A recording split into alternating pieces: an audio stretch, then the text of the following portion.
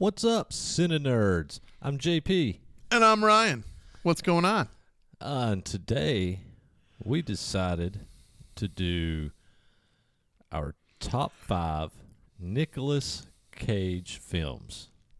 So I've talked about this to JP directly, but I tell him he's like having a second wife because he's my podcast wife. He's my pod wife. We'll say pod wife. Anyways, whenever I ask my wife where she wants to get something to eat, most guys know the pain that comes after that statement because women are so indecisive about choices and where they want to eat. Well, this one... I'm very indecisive. I'm a very indecisive person. He's indecisive but easygoing too, so it's not like a bad thing, but like he rolls kind of with whatever you suggest, and he's usually in agreement, usually. But in this instance, I was giving an example, and I go, let's pick an actor and do like top 5 movies for an actor. I go like, and I think I said, for example, Nic Cage would be an option.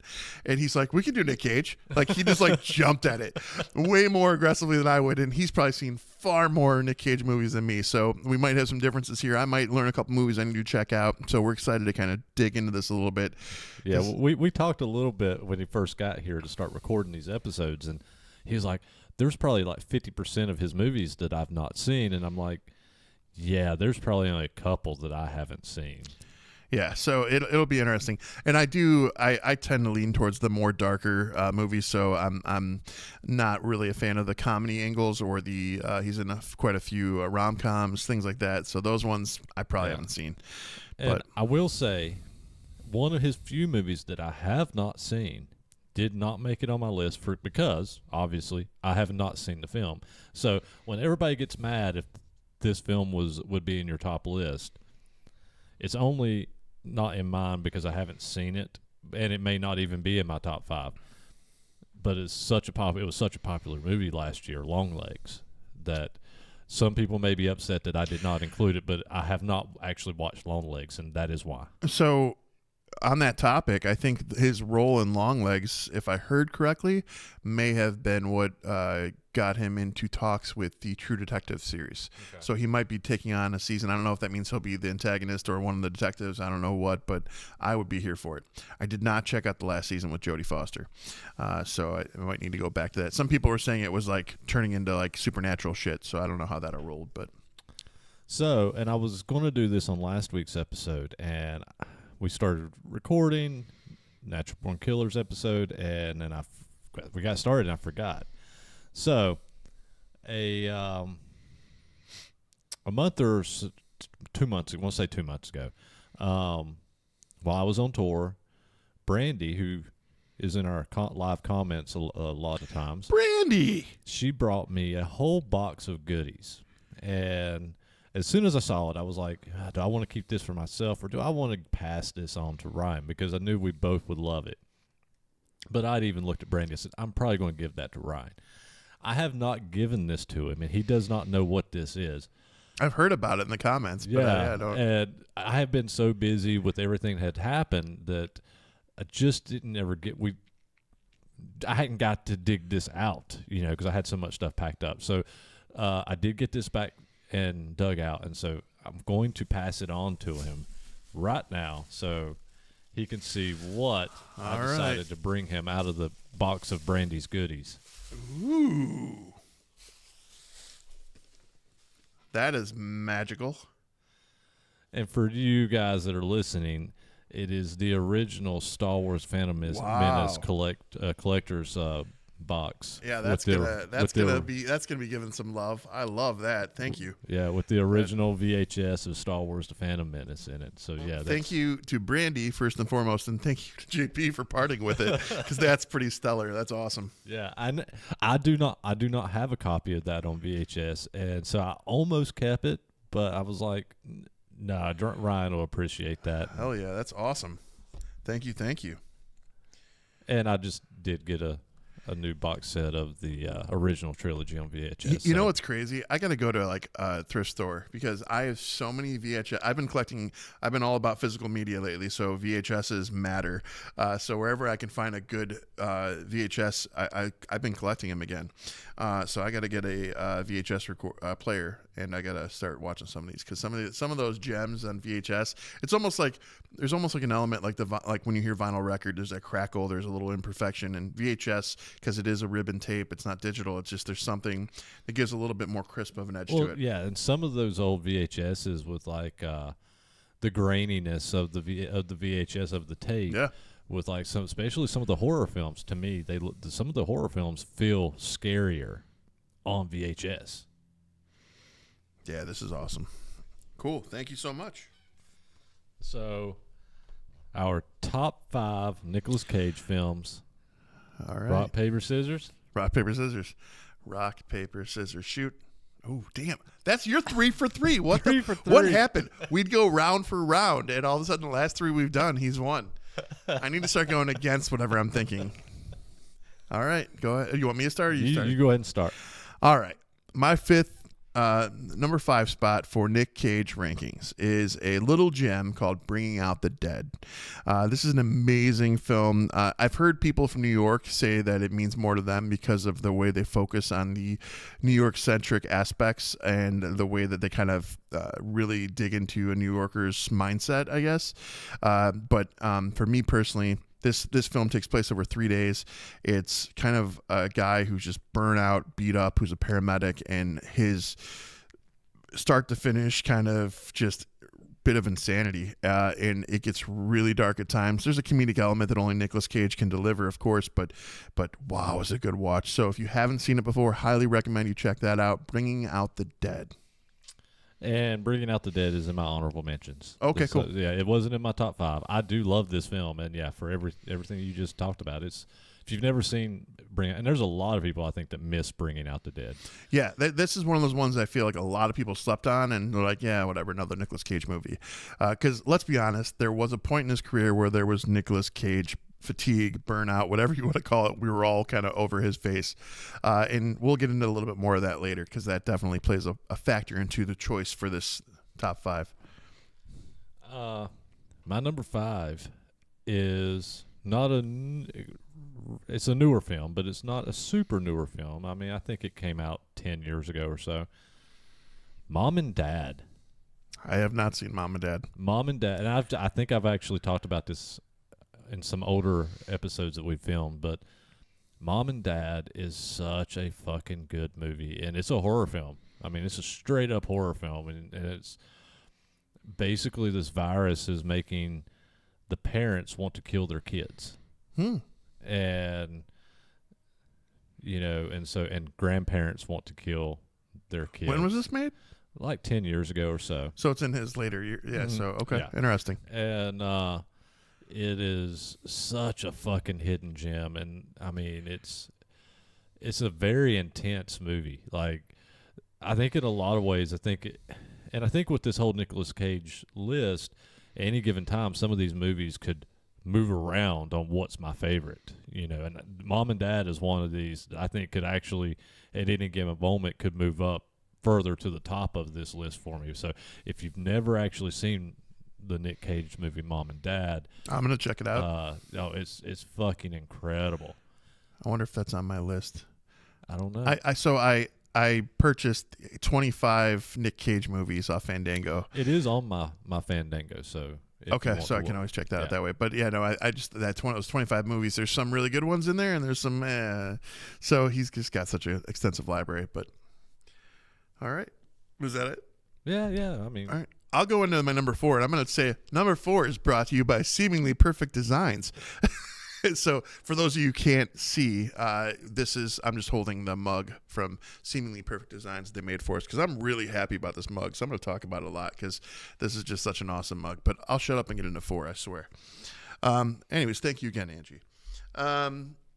Number 4 is, I think you might have it on your list. You might have ignored this on your list because it's such a popular one for him. It's probably one of his biggest box office ones, if I had to guess. But Face Off. Yeah, nope, not on my list. Not even an honorable mention. So, but I love Face Off for multiple reasons. So, him and Travolta, the way they go at each other throughout this film, the exchanging of faces, the father aspect with the boy dating the daughter. So many good moments in this movie, and it's a good action film, just straight up.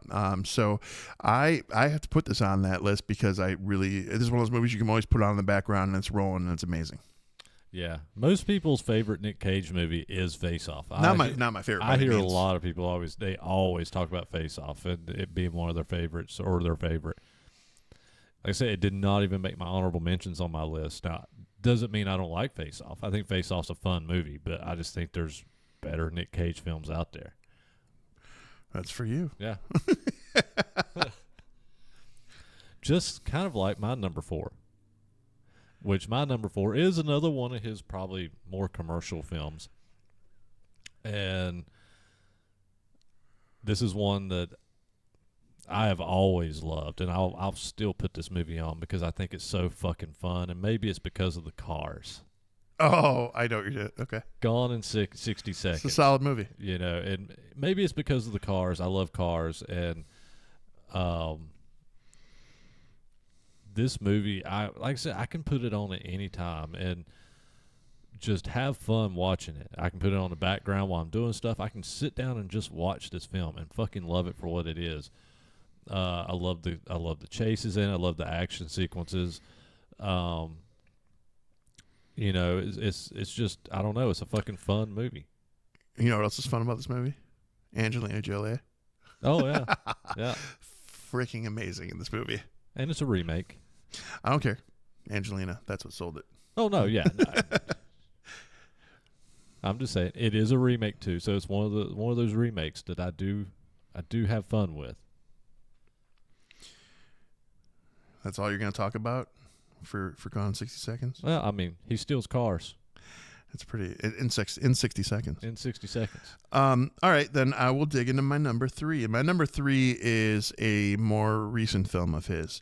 And it's one of those movies that I think will become a cult classic in time. But it's not one that's well received on first watches. Definitely an independent film channel film. Definitely not for your...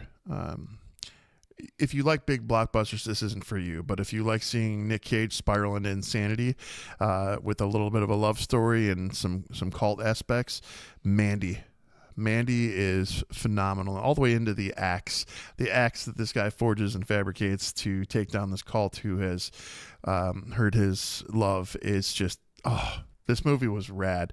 There were some hallucinogenic scenes that were a little bit much for me. I'm not a big fan of when that happens in movies. I didn't even talk about that much, about how much I don't like that when we discussed Natural Born Killers. But this one, it was a bit much, but I got past it because the rest of the movie is fucking amazing.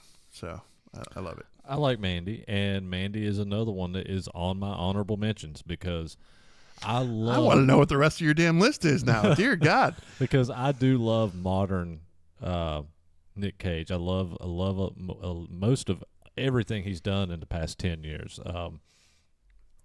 Mandy being one of them. I mean, that movie is such a fucking... It's a fucked movie. I'm just putting it out there. That movie is fucked. And Nicolas Cage he just plays insane so well. I think it's just natural to him. So, my number 3. This is another newer one. The Unbearable Weight of Massive Talent. This is on my list as well. I won't say where, but it's on it. My number 3, The Unbearable Weight of Massive Talent. If you've not seen this film,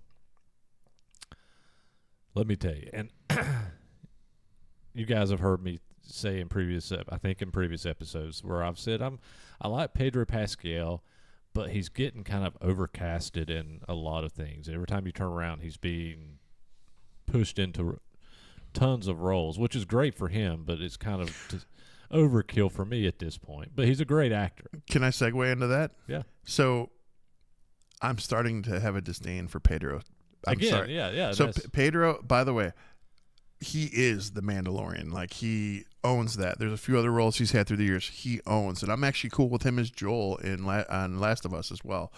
But what I'm finding out, the more I'm watching more of his movies now, he's being put blatantly in our face, is he doesn't have depth. He doesn't have range. He's very monotone, and quite frankly, after his portrayal of Mr. Fantastic, he's boring. Like, I hate to say that, but because I do love him, and he's a genuinely good human being, it seems. But he's got to have some kind of depth and some kind of way to expand his acting, because it's just getting rough. Yeah. Well, and I actually really enjoy Pedro Pascal in this role in The Unbearable Weight of Massive Talent. But again, he is very monotoned, even in this role. But he has a swagger to him in this role too. I'm doing it. I don't care. Hold on.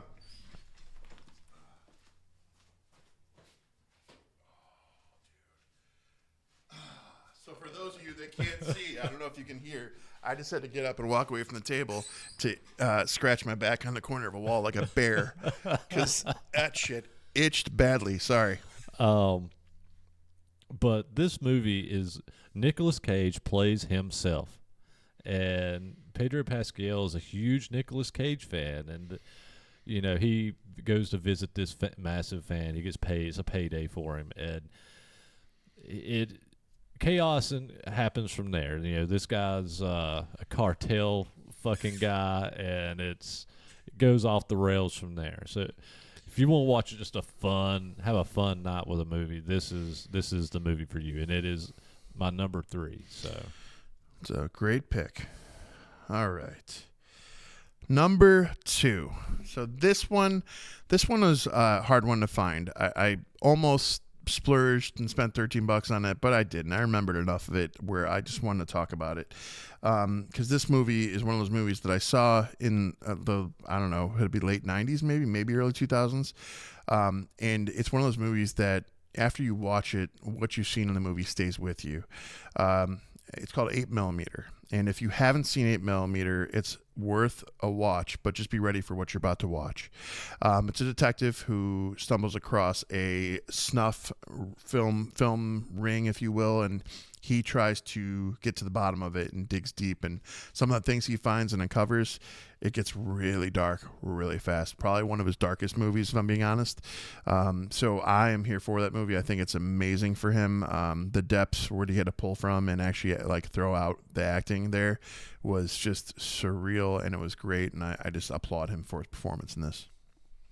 And we talked about this when you first got here.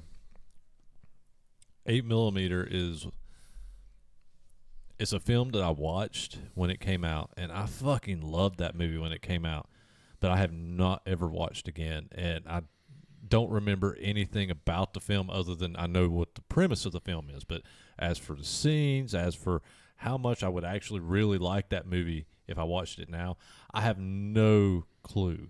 So that is one that I have to revisit. And it's one of the few Nic Cage movies that I would really have to revisit. So obviously it's not even an honorable mention for that reason. So, all right. My number 2, and I think this one's going to surprise a lot of people. What do we got? Drive Angry. Really? I love Drive Angry. And now let me explain why I love Drive Angry. Pay attention to his shit-eating grin. So this movie, even though it stars Nicolas Cage and Amber Heard, who Amber Heard is just not a great actress. I saw Aquaman, and I disagree. No, I'm just kidding.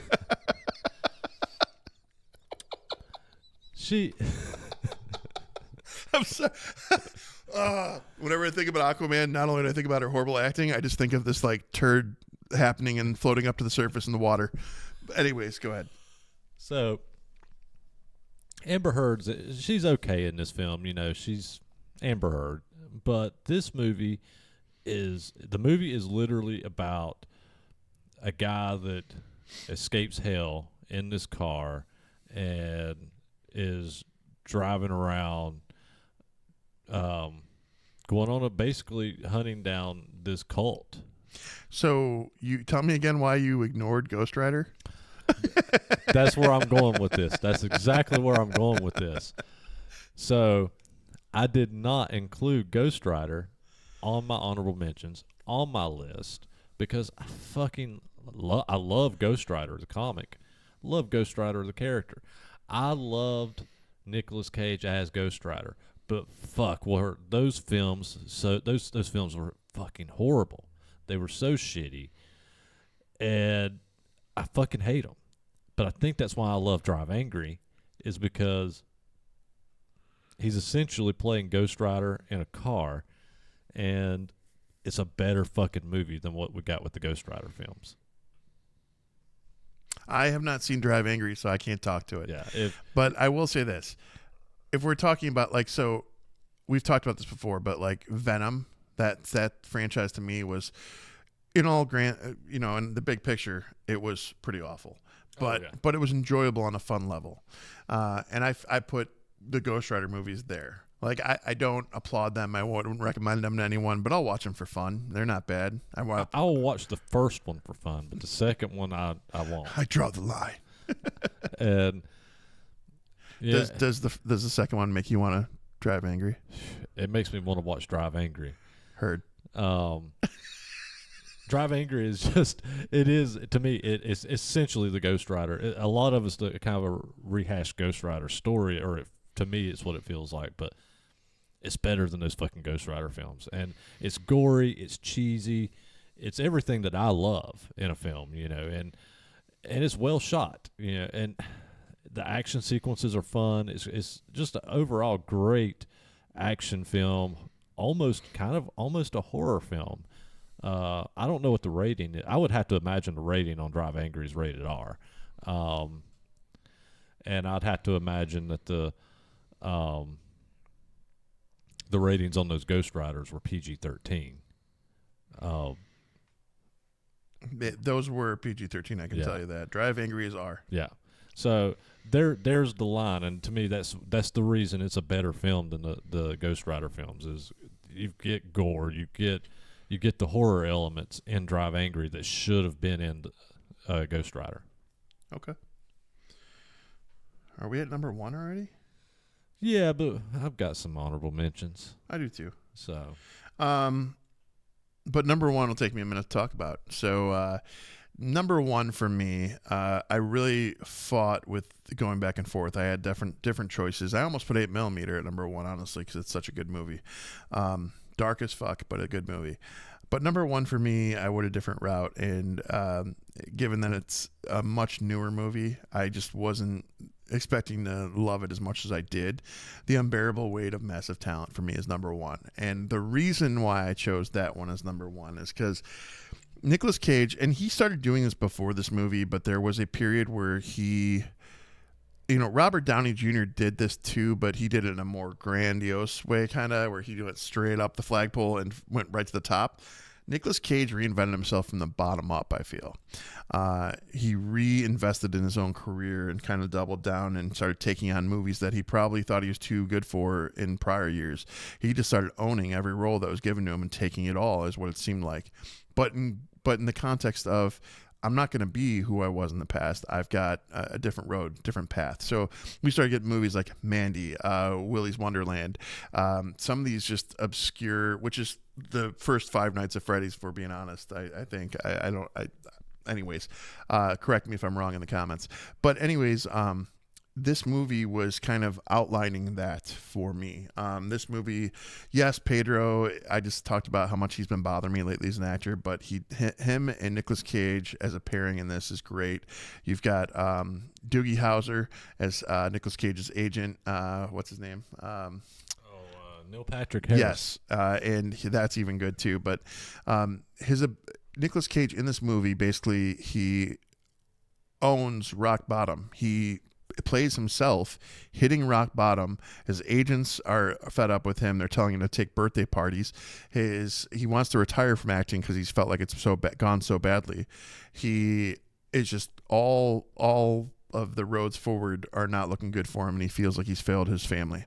So he takes this birthday party that's Pedro Pascal's, and he goes and he just kind of rediscovers himself. I mean, there's that popular scene where they're driving along the coastline, and they're driving along the coastline. They're both on LSD, and the smile meme you see where they're looking back and forth at each other it's priceless.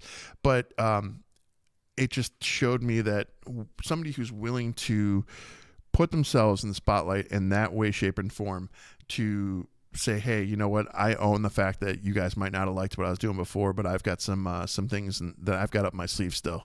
And the way that he delivers that here is absolutely amazing. I was here for it. I thought it was funny. I thought it was delivered well.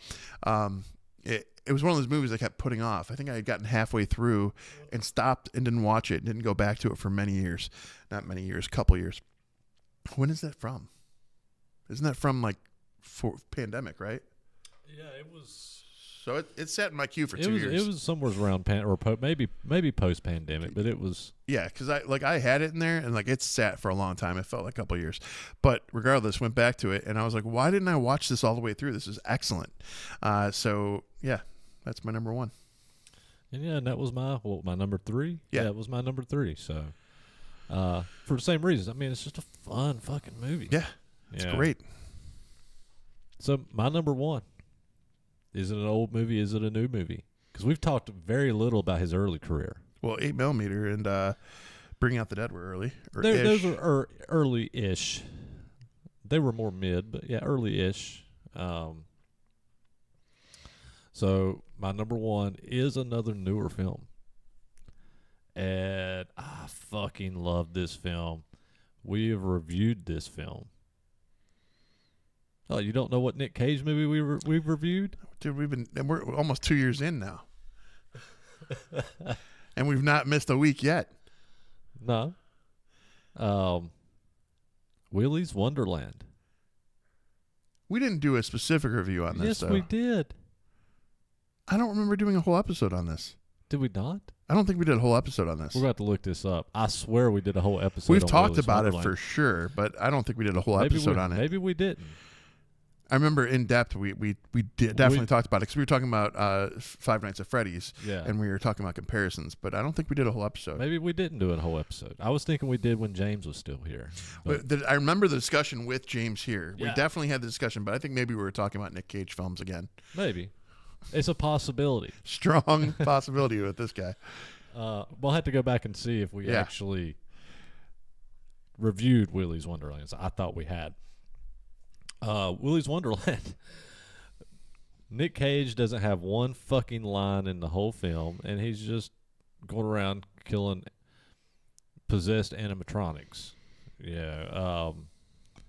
And it's what a fucking fun John Wickish / Five Nights at Freddy / horror film this is. And the premise is bonkers, the acting is bonkers, everything about this film is bonkers, which is why it's my number 1. You guys know a lot of my taste in films that are very over the top. I like things that are really over the top and just insane and bonkers. And that doesn't mean it can be over the top in a low budget, form as well as a big budget. And this is one of those films, and that's why it's my number 1. I could watch this movie anytime. I could just put this movie on. And there's a lot of Nicolas Cage movies that I could do that with. But this one, as soon as I watched it, this was the turning point when I knew Nic Cage was back. And in his later career, he was back, and he was back for the vengeance on taking over this underground, lower budget films, but be dominant doing it. And that's why it is my number 1. So that is a fair choice. So that kind of goes hand in hand with what I was just talking about with him reinventing himself too, because that's one of those roles that you never, in his Face-Off era, I don't ever see him taking a role that was like Mandy or Willy's Wonderland. I don't see any of that happening. So like for him to be grounded and understand what he's contributed now, I feel like a lot of his film is more appreciated now, honestly, if I'm being honest. He's taking these what would have been considered risks. He's investing in these roles though that are not quite par for the course, but ones that leave a lasting impression without a doubt. Yeah. You got any honorable mentions? I got a few. I've got a few. So, obviously, I already said Mandy was one of my honorable mentions, as well as Bringing Out the Dead. So, we can't talk about Nic Cage and not talk about Con Air. And that's not one of my honorable mentions. It's one of my honorable mentions. Now, this is a movie that I can put on to have fun with. It's not a great movie. It's not a great movie, but at least you said it. It's not a great movie, you know. But his acting is so bad in it that he's incredible in it. The diehard Cage fans out there listening, I'm sorry, but it's just not. I agree with him. It's not all that. But a lot of people will die on that hill that's saying it's an amazing film. Oh, I know people will say it's their favorite. Oh Nick yeah, Cage I can't movie, do it. And I I'm can't just do like, it. this movie is shit. Sorry, not sorry. But it's on my honorable mentions because it is so fucking shitty that I love it. My first honorable mention I'll go with is Lord of War. I liked Lord of War a lot. And you know what's funny is, and he should not have watched it, but my 12-year-old found this in my library, and he watched it because he loves anything about guns for whatever reason. So I got to rewatch that and appreciate that. So I was good with that movie. I like that. If you haven't seen it, check it out. Arms Dealer Cage. Color Out of Space, which was a newer film. I forgot about that. That is an excellent film. Yeah, which oh is my God. Another newer film that he did. And Color Out of Space was based on, what's his name? It was based off his novels. Lovecraft? Yes, thank you. H.P. Lovecraft. Do not know why I even own the fucking books, and I do not know why his name was escaping me. Old man mind's not working right. Yeah, it's based on H.P. Lovecraft, and man, it's such a fucking weird movie. So here's my take on that movie. Even though I love that movie, I love this other one I'm going to mention too. That is essentially a non-zombie version of Cabin Fever. Kind of. I guess I can kind of see that. I love both those movies. Yeah. I know you don't care for Cabin Fever. I think we talked about that, but I love that movie. So yeah, no, Color Out of Space, I watched that one not knowing what I was getting into, but I was like, it's Nic Cage. Like the other one I've got in the queue that I haven't seen yet, I don't know if you have seen, is Pig. It's in my honorable mentions. Okay, well, So. I guess that's a good one too. But Color Out of Space really, really, that grabbed me pretty hard. I'm a sci-fi nerd through and through, and that one is it. So, Yeah. Well, and I know I just did that, and I'm gonna skip you, but since you already said it, Pig, it was on my honorable mentions, and if you've never seen this one, it's essentially Nic Cage playing a John Wick kind of character because somebody stole his pig. and it's this pig that I know. I read the thing, so I haven't seen it yet. But the pig is like he is a forager, and this pig hunts specific mushrooms for him. Yep. So this pig means everything to him. He loves this pig, and he just kind of goes crazy over a pig. So, my next one, which I'm a diehard Han Solo, Indiana Jones, Harrison Ford guy through and through. So anything that gives me that vibe of Indiana Jones, I'm here for. National Treasure. I think this movie is so fucking fun. And the first time you're watching it, when the dots are connecting and the clues are coming into play, it's almost like it was almost like they made the Da Vinci Code movie before with National Treasure, because it was so cool the way they connected all the dots and led them to the main treasure. So I am a fan of that, and I believe from what I just read recently, we're getting a third installment of that. They're going to finally cap that franchise. National Treasure is on my honorable mentions for the same reasons. I thought you would shit on that one. No. Okay, all right. And I was actually going to start my honorable mention with a quote from Klaus from American Dad, which is the movie National Treasure is in fact when Nic Cage became a national treasure. That's fair. And That's fair. the movie's ridiculous, but you know if you like adventure style films, like you said, like Indiana Jones and Alan Quartermain and things like that. I forgot about the Alan Quartermain series. Holy shit. That's why I love National Treasure. So, all right. I got one more. I mean, I'm sure there's a few more, but first, before I say my last honorable mention, refresh my memory. Bangkok Dangerous. I'll be honest with you, that is one of the few that I've never actually watched all the way through. I feel like I watched it and I feel like I enjoyed it. I think it's a good film, but it's a 2008 movie, so I probably haven't seen it since it came out. But anyways, my last honorable mention is none other than Kick-Ass. And the reason I chose that is because that's a really fucking fun movie. He's not a huge part in it, but he is indirectly. But it still was one of those movies that because he's part of it, I got to include this. So I got two more, and that was not one of them. Oh, interesting. And I did not include, honestly, and I'll go ahead and say this, I didn't include the Kick-Ass because I don't think of that as much of a Nic Cage film as I do the other actors. What's his name? That was just played Craven, the main star of Kick-Ass. I think of it as more their movie. Taylor, whatever, yeah. Think of it more as their movie versus Nic Cage. So I did not include Kick-Ass in my list, and I also did not include Renfield in my list for that Why reason. didn't you include The Flash? No, I'm just kidding. We're not going. No. No. So I had actually included. I had two more honorable mentions, and one of them was the movie Firebirds. Did you ever see that one? I don't believe so. He plays a helicopter pilot. It is kind of another like '90s version, Nic Cage version with helicopters version of Top Gun, and it's not a very good movie, but I like it because it was just one of those movies that I watched back when I was a kid, and I just always fondly remember watching it. And my last one is probably most of everybody's number one, or would be in their top five, is my last honorable mention, which is Raising Arizona. Yeah, that was an early one for him. And Raising Arizona is so fucking good. I mean, and the cast in that movie is really good. And that was kind of his breakthrough role, the best that I remember. That was the film that really kind of put him on. He did movies before them, but that was the one that kind of just put him out there. You know what one of his earliest movies was, where he's not even named in the movie? He's just like an extra. Oh, it's Fast Times at Ridgemont High. Well, I didn't see that one. I was referring to Outsiders. I don't remember him in Outsiders. He was in Outsiders. It says SOC number 1. SOC. SOC number 1. I don't know. Yeah, he's like one of the fry cooks in Fast Times. Let me see this. Yeah, you're looking it up now? I am. He's not on it. It's not listed. Go to actor. You're under producer. Hold on. Oh, yeah, second one. Yeah. Brad's Bud. He doesn't have a name either. Yeah. Yeah, a lot of people don't really realize that he was in Fast Times.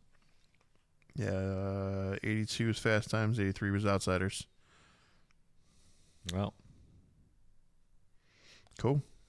So, that is our favorite Nic Cage films. And he has such a huge catalog. There's a lot more you could really talk about. Nic Cage, I mean, dude you had his IMDb open. I don't know how many films he has, but I'm sure he's got a couple hundred. I didn't even look at the full amount. Let me see for actor. Let's see. It's scrolling for a while, so that would. Well, yeah, because he has a huge catalog. 118. Yeah, I knew he had a lot. It's not like Clint Howard a lot, but you got He's going to be in Spider-Man Beyond the Spider-Verse coming up. Spider Noir, which we all know about. They're making a follow-up to Lord of War called Lords of War. Yeah. I didn't know about that. And then there's some other ones called like High Fire, The Prince, The Carpenter's. That's what I want to talk about. Have you seen anything about The Carpenter's Son? No. So The Carpenter's Son, a trailer leaked online for this one. And he essentially, it's like a horror's take, horror take on Jesus. I was going to say, this has to be biblical. Supposedly he plays Joseph. And it's about his son coming to be and demons chasing them and what they have to face to keep him safe. That sounds interesting. I'm locked. Let's go. Because if it's in any way, going side quest from what we know in the Bible, I love those kind of stories. So, Do you have any recommendations? Yes. So one of the ones I just recently put on my letterbox, which I want to talk about, we talk about sleeper movies. Like I even said, I put Unbearable Weight of Massive Talent. I put that aside after only seeing half of it. This is another one of those movies I put in my queue forever ago, and I never explored it. And I was like, you know what? I'm bored. I'm going to watch this. Puka. Have you seen Puka? I saw you did a review on this, and I have not watched this one. So this movie, I was not expecting to be what it was. So it's an actor who's a struggling actor. He's trying to go to auditions. He can't find one that fits. He finds one that fits, and it's him playing this child character with this set dance. They have a kind of a training dance, programming dance, if you will, but they use this character Puka, and he has to own this suit, own the character. He doesn't want to do it at first, and he keeps getting drawn to this suit, and the suit becomes a secondary personality for him almost. And all these crazy murders start happening, all these things start happening.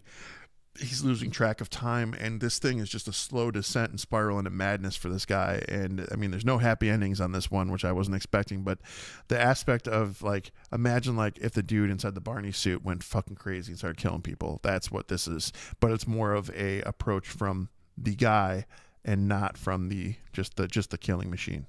So Okay. Yeah, I'll have to check out. I actually started to look that one up and watch it the other day because I saw that you reviewed it, and I liked it a lot. So yeah, I actually thought about actually watching that one. So you guys may see me post this on Facebook a couple weeks ago. Kill Giggles. I had some friends that were Okay. I had some friends that was in a movie that was it's an independent kind of horror film. It's not super horror, but it's kind of a low budget indie. It's more, I think it's more of a low budget indie thriller film with more horror elements versus a straight up horror film. But Kill Giggles is, and I thought it was an amazing take on it, just to give you an idea. The title Kill Giggles, and obviously if you look at the image of it, it has a clown on the cover. It's not about a killer clown. It's the whole film, start to finish, is about this guy that is mentally ill and thinks all clowns are like real monsters, and so he kills any clown that he sees. And